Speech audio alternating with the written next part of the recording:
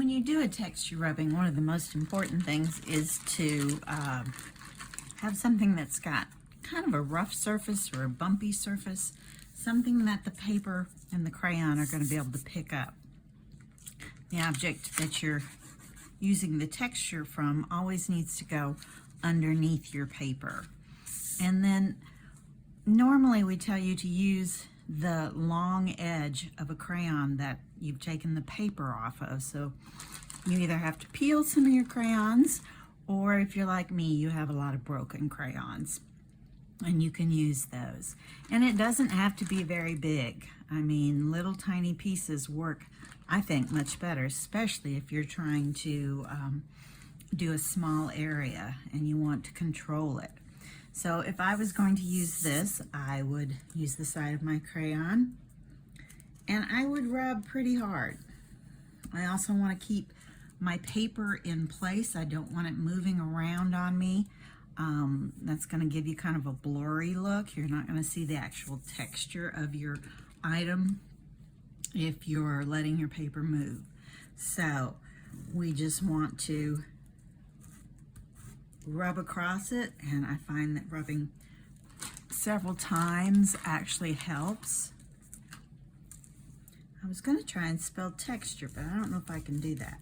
And this is a light color. As you see, it's not showing up very well.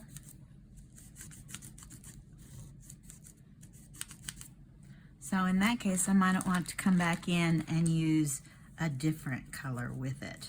And that's the fun thing with texture rubbings, is that you can use several different colors on top of each other. Just remember that certain colors don't look good with other colors. You don't want to make that yucky brown.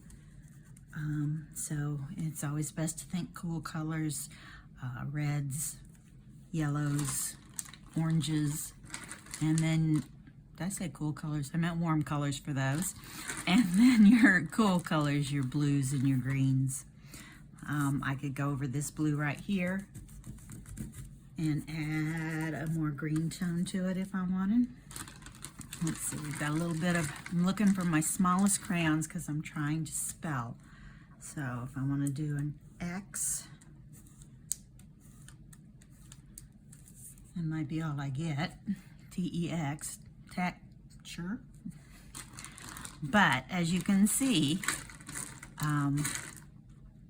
it's all about the pressure you put into it. Now, if you want something light, you can have something light. There's no reason not to. And if I want something small, I'm going to try my crayon going this way, and I can get a much smaller line, and I'm still getting my texture. And I'm just moving the crayon up and down instead of going side to side and making big long strokes. For the top part of the T, I might just do that. So I spelled out text. That's about as close as I'm going to get. But I wanted you to see that to create a texture, you're just going to put your paper over the object you're trying to copy the texture from, and you're going to push fairly hard. You can use the tip. On certain textures that will work, other textures it will not. So you're just going to have to play around. Art is about experimenting and seeing what you can create. So I encourage you to do that and have fun with it. That's the most important thing.